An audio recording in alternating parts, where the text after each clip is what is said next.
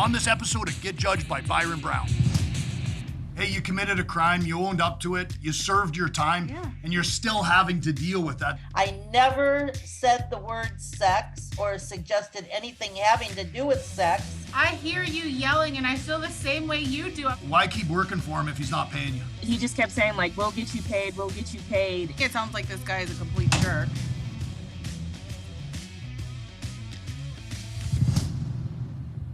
I'm Byron Browne, the anti-lawyer lawyer. I'm a husband and a father. I fight for the little guy. And I'm a no-nonsense lawyer with a reputation for never losing in court. I'll judge your situation, and I'll tell you straight out if you got a case. It may not be the answer you want, but it will be the judgment you need. Time to get judged by me, Big B. Hello, this is Get Judged by Byron Browne. And guess what? I'm Byron Browne. And with me, as always, is Donya, the Duchess, taking your calls. We got another great show lined up for you, so let's dig into it. All right, so our caller has a past that seems to keep coming back to haunt her, which could make this very difficult, and I'm really interested to hear your take on it. So, Sherry, you are on the line with Byron Browne, our attorney, our anti-lawyer lawyer. So what's your question? Hi, Byron. I want to know, can I appeal a decision made by the state of Nevada that doesn't allow me to be my own daughter's caregiver based on a conviction from 40 years ago? That's a long time. That is a really long time ago. What was the conviction 40 years ago, Sherry? Pandering. Okay, what were the facts related to that charge? Okay, I was set up, framed, had a policewoman call me asking me if I could help her to find a job. So I sent her out to a client. I never said the word sex or suggested anything having to do with sex. It's not illegal to be a paid escort. It's only illegal when two people have sex for money in the privacy of their own homes. But for somebody that doesn't know what pandering is, what is that, if you could define that for the people watching? It really is encouraging or arranging prostitution. And Sherry, how old is your daughter and what condition does she have that needs you to be her caregiver? My daughter is 54 years old, and at the age of 16, she became schizophrenic. So she has mental health issues. And now at 54, besides the mental health issues, she also has many physical health issues. And who takes care of her if not you? Just me. I've been her only caregiver her entire life. Are you the legal guardian of your daughter? Yes. Okay. I have a POA. Okay. Now, Yes. Listen, it sounds almost hypocritical to me, right? Is the fact that, maybe you committed a crime, you served your time for that crime. Society says, hey, if you do X, you serve Y. And unfortunately now it seems like that's still popping up in your everyday, even though that you served that time. In the state of Nevada, unfortunately, the law states that if you're the legal guardian, you cannot be a paid caregiver. Now, they never asked me if I was her legal guardian. When I filled out the paperwork for the agency, that question never even came up. And they never gave that as the reason why I was being turned down. So then they came back with the criminal background check and said because of that was the only reason I could not be her caregiver. And I find that so ironic because— How long ago was the conviction for pandering? That was in 1985, almost 40 years ago. That was before I was born. See, Yeah. and that's the thing that's really unfortunate is, hey, you committed a crime, you owned up to it, you served your time, and you're still having to deal with that. That's really unfortunate you're going through it because I'm assuming your daughter would really love you to be her caregiver. And the fact is in the state of Nevada as well, if you have a conviction like you have and there's no time limit on those convictions, have you ever talked to a lawyer about maybe having your criminal records from California sealed? Because I know California has some very favorable laws in that regard. I did. When I got out of prison and got off of parole, I tried to get the conviction expunged. And they told me pandering is one of the few convictions that can never be expunged. I've never. But even more ironic, Byron, is the fact that California, where the conviction was, allowed me to be Right. her caregiver, allowed me to get a license as a real estate agent so I could go into people's homes. They trusted me with that. But Nevada, where prostitution is legal on the outskirts, they will not even allow me to Sherry, be my own. I hear you yelling, and I feel the same way you do. I'm like, the law sucks in this situation. Yeah, but at the end of the day, each state gets to run their state how they want, and they pass different laws, and some states are more favorable. Obviously, in California, she was able to do her thing as being the caregiver for her daughter, but in Nevada, she can. I'm sorry you're going through what you're going through. Have you ever looked into the appeal process for that decision? I asked the agency, I said, I want to appeal. This is ridiculous. They said, we've never had anybody want to appeal a decision when they were turned down. I said, what's the process? Oh, we have no idea what you should do. Yeah, it's a really specialized area of law, and that's why I think they might be having a hard time finding someone, but you want somebody who deals in family law. And I don't know if you've looked into that yet, but that's what my recommendation to you would be, to is find a lawyer who specializes in custody and in these caregiver situations. They're usually one and the same. They deal with the same kind of area of law.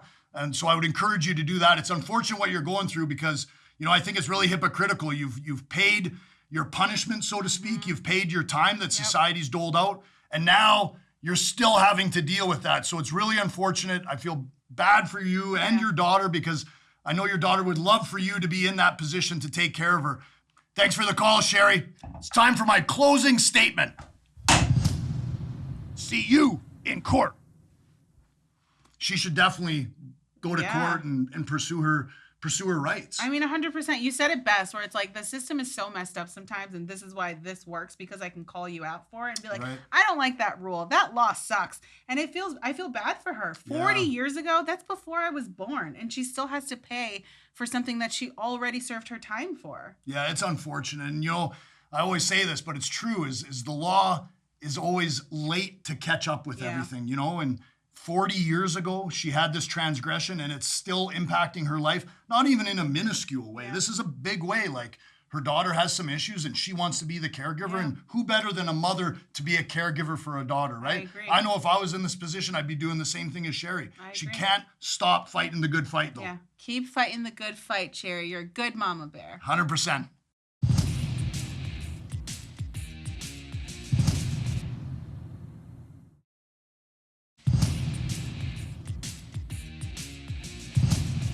Welcome back. Danya, what do we have? Okay, this is a tough one, right? It's always tough when you have to go after family members in a legal situation. So we've got Carrington on the line. And Carrington, you're on with Byron Browne, our anti-lawyer. What's your question? Hi, Byron. So I have a question. What are my legal options to pursue my father, who I work for? He gave me a bad check that I was unable to cash. So basically kind of what happened was my dad opened a new business last year. I worked for him full time, so more than 40 hours a week for about a year, and he never paid me. Near the end of our time working together, I told him, hey, I'm a single mom. I'm working multiple jobs. I don't have diapers. I don't have money for diapers and milk for my baby, his grandchild. And so he wrote me a check for $2,000 and I cashed it immediately, only to get notified from the bank that the check had been written for the year 2020 and we were in 2022. So they took the funds back.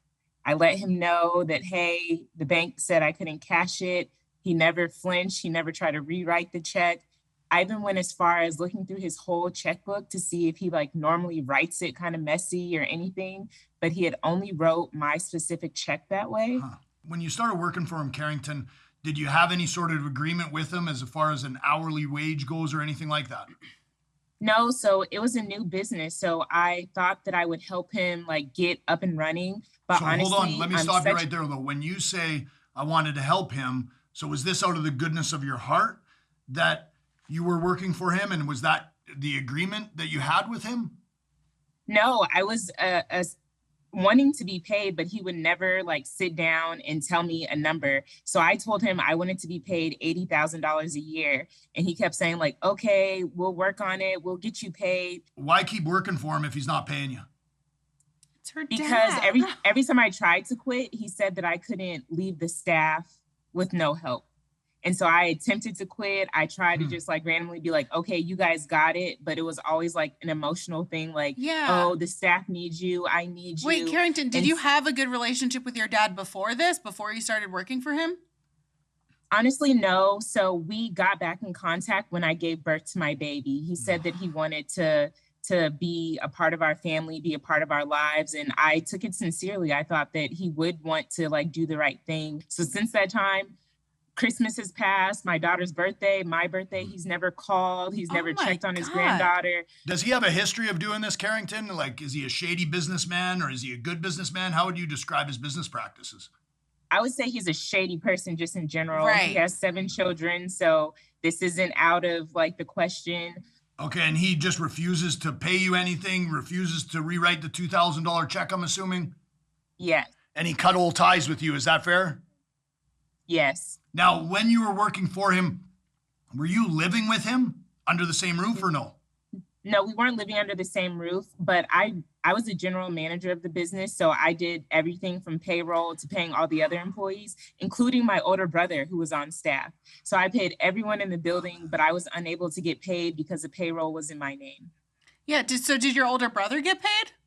Yes, he did. Oh my Why God. did you, why do you say that you couldn't be paid because your name was on the payroll? So I was just unable to send myself a check from the same bank.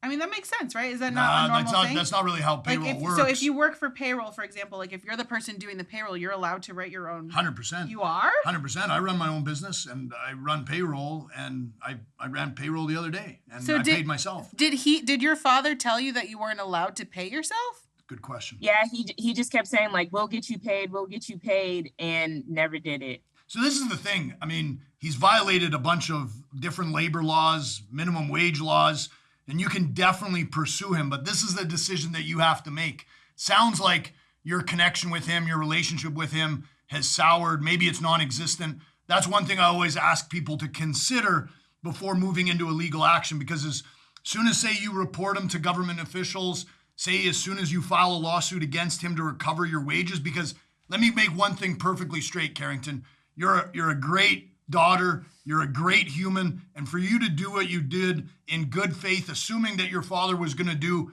what was necessary, there's nothing wrong with what you did. In fact, that's what I think most people in your situation would do. Now it's up to you to hold your father accountable, and it sounds like, unfortunately, your relationship with him doesn't exist anymore.